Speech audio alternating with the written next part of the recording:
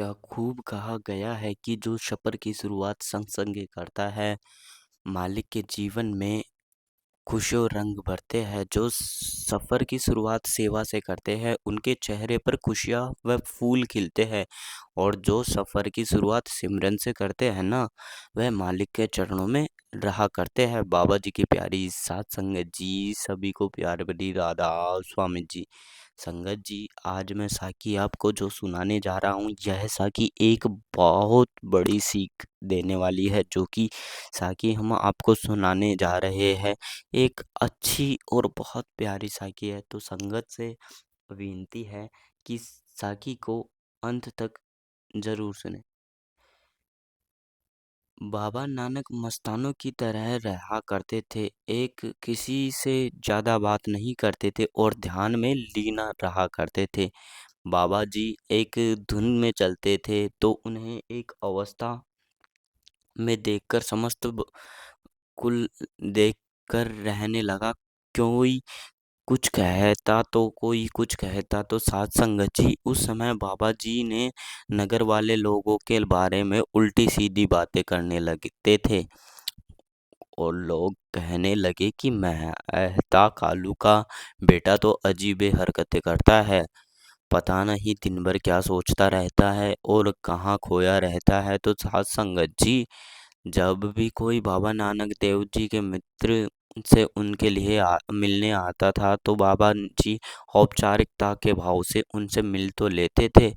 बाबा नानक एकांतवास में रहना पसंद करते थे। उन्होंने भोजन किया या नहीं, इसे इस बात पे कोई फ़र्क नहीं पड़ता था। साध संगत जी, एक दिन बाबा नानक की माँ उन्हें कहने लगी कि नानक फ़कीर का संग त्याग दो, खाओ, कमाओ और कुल नाम रोशन करो, क्योंकि तुम्हारी ओर देखा पूरा परिवार और कुल दुखी है। पिता के काम में हाथ बँटवाओ, काम अच्छा करोगा तो विवाह अच्छी जगह होगा।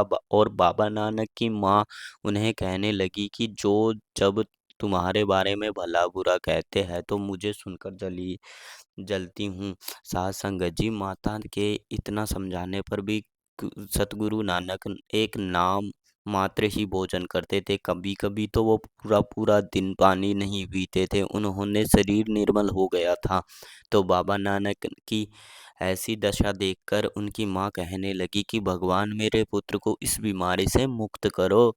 मैं आपको दंडवत प्रणाम करती हूँ और आपसे विनती करती हूँ। उनकी माता जी ने कहा कि मैं अभी वेद को बुलाती हूँ और तुम्हारा इलाज करवाती हूँ, ताकि पता तो चले कि रोग क्या है। तो अपनी माता की सभी बातें सुनकर सतगुरु नानक मौन रहे। और दूसरी ओर सतगुरु नानक के पिता मेहता कालू से लोग कहते रहते थे कि आपके बेटे नानक की किसी अच्छे वैद्य से इलाज करवाओ, क्योंकि धन तो बहुत मिल जाएगा, लेकिन पुत्र गया तो कभी नहीं मिलेगा। तो बाबा नानक के पिता ने अपने एक साथ एक वैद्य लेकर आए, जिनका नाम हरिदास था। बाबा नानक मुंह पर कपड़ा लेकर लेटे रहे थे। वैद्य ने संत गुरु नानक के हाथ और नाड़ी हाथ रखकर उनसे पिता मेहता कालू जी से पूछा कि बताओ क्या रोग है इससे। तो उन्होंने कहा कि बस ऐसी ही दिन रात पड़ा रहता है, खाना भी नहीं खाता और ना किसी से बात करता है। दिन बदन इसका चेहरा पीला पड़ता जा रहा है। यह सुनकर वैद्य ने बाबा नानक की नाड़ी देखी, लेकिन बाबा नानक ने अपना हाथ खींच लिया और पूछा कि आज आप मेरा हाथ क्यों पकड़ रहे हो। वैद्य जी ने कहा, मैं तुम्हारे रोग की पहचान कर रहा हूँ, रोग देखूंगा फिर उपचार करूंगा। तो फिर बाबा नानक ने शब्दों के माध्यम से वेद सी से कहा कि पिता ने वेद को बुलाया ताकि पुत्र का इलाज हो सके। वेद ने नाड़ी देखी, परंतु यह भोला भाला वेद नानक के रोग को जानता ही नहीं था। हे वेद, तुम तो अपने आप में उत्तम, लेकिन तो तुम्हें तो तब मानूंगा जब तुम मेरा रोग जान लोगे और मुझे वह दवाई दोगे जो मेरे रोग को खत्म कर देगी और मुझे सुख देगी। अगर ऐसी दवाई तुम्हारे पास है तो तुम सच्चे वेद हो। फिर उसने अपना रोग की भी दूर करूंगा। फिर दूसरा फिर रोग भी दूर करूँगा, फिर तुम सच्चे वेद कहलाओगे। तो सतगुरु नानक के वचन सुनकर, उनकी वाणी सुनकर, वेद के विनम्र होकर सतगुरु से पूछा कि आप मेरे रोग बता दो। यह सुनकर बाबा नानक ने कहा, हे हरिदास, ध्यान से सुनो। इंसान में पहले ही अहम भाव का घमंड का महारोग है, जिसे संसार दुखी है। यह रोग जन्म, मरण और मृत्यु का कारण है। जो इंसान इस रोग में खुद ग्रस्त है, वह दूसरे का रोग कैसे ठीक कर सकता है।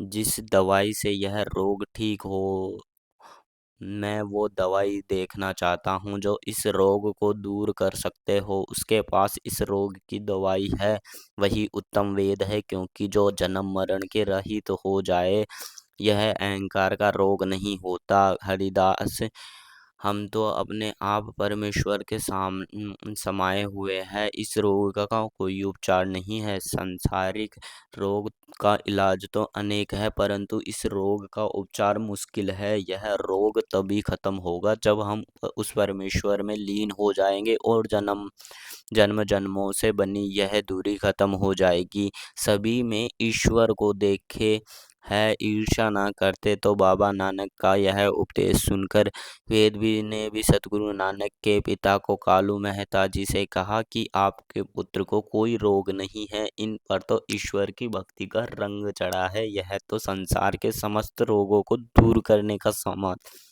समाधान रखते हैं। इन इतना कहकर वेद बाबा नानक का प्रणाम करके वहां से चले गए। तो प्यारी सात संगत जी, एक बार एक नगर में राजा हुआ करता था, जिसके पास किसी भी चीज की कमी नहीं थी। चीज उसके पास धन दौलत की कोई कमी नहीं रही, राज कपाट था, कोई कमी नहीं थी। लेकिन एक बात को लेकर वह बहुत दुखी रहता था, क्योंकि उसका कोई पुत्र नहीं था। तो हर पल परमात्मा के आगे वही यही अरदास करता था कि हे भगवान, तूने मुझे सब कुछ दिया, किसी चीज की कमी नहीं रहने दी, लेकिन मेरा कोई पुत्र नहीं है। तुमसे केवल एक पुत्र ही तो मांग करता हूँ। तो राजा बार बार परमात्मा के आगे पुत्र की मांग करता रहता। उसे लगा कि मेरी यह मांग पूरी नहीं हो रही है, तो वह एक तांत्रिक के पास गया और उस तांत्रिक ने राजा को नर बलि देने के लिए कहा। नर का मतलब इंसान, मनुष्य।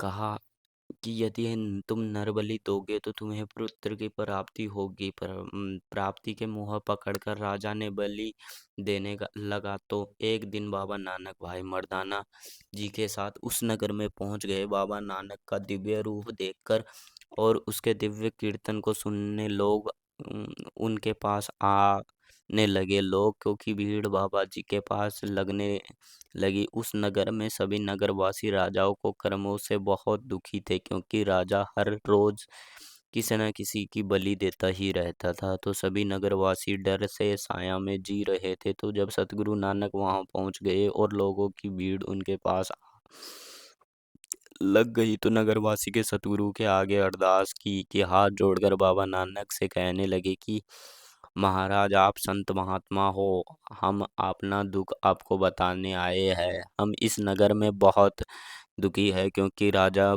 पुत्र प्राप्ति के लिए रोजाना किसी न किसी की बलि चढ़ा देता है और हम सभी नगरवासी डरने के साए में जी रहे हैं।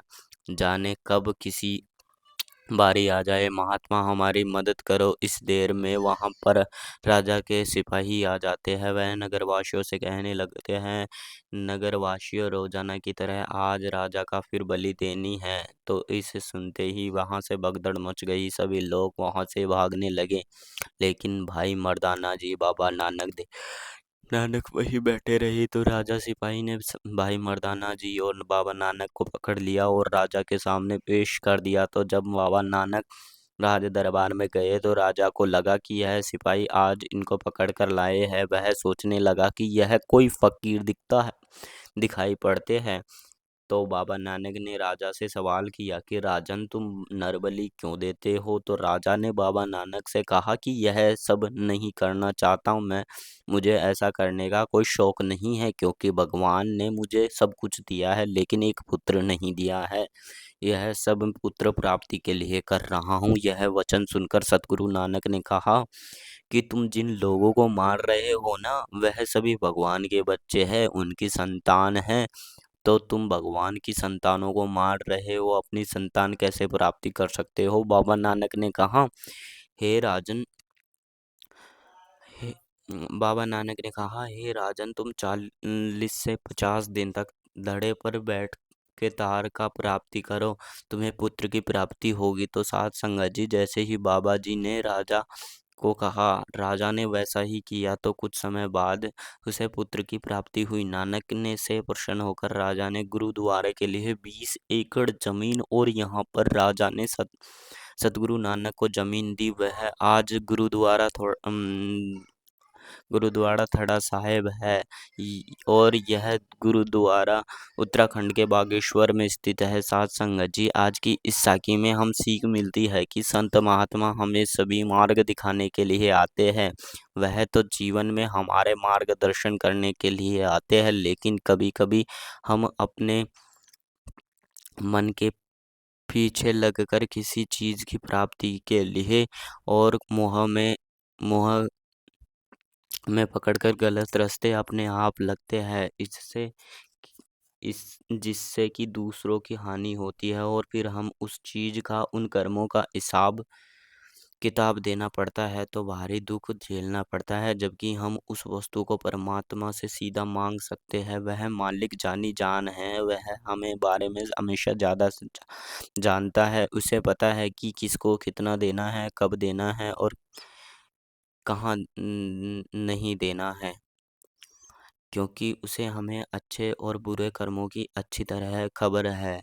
वह हमें जो भी देता है, हम उसे उनके लिए उनका शुक्राना अदा करना चाहिए। जो भी उसे मांगते हैं, अगर वह नहीं देता, अवश्य उसके पीछे कोई राज है, होता है। यह अभी उसका समय नहीं है हुआ, लेकिन मालिक के भेजे हुए संत महात्मा अगर किसी की खुश होकर उसे कुछ देते हैं, तो वह करता उसे पूरा ज़रूर करता है। जैसे कि अक्सर फरमाया जाता है कि परमात्मा के लेखे हुए तो संत छेड़ सकते हैं, लेकिन कुछ संतों के अक्सर फरमाया जाता है कि परमात्मा के लिए हुए तो संत छेड़ देते हैं, लेकिन संतों के किए हुए परमात्मा नहीं छेड़ता, क्योंकि वह तो अपने भक्तों को प्यार से बहुत प्रेम करता है, और वह उनका वचन ज़रूर पूरा करता है। इसलिए हमें अपने गुरु के आगे, संत महात्मा और ऋषियों के आगे अरदास करने की ज़रूरत है। हमारी सेवा भावनाओं को देखकर, हमारी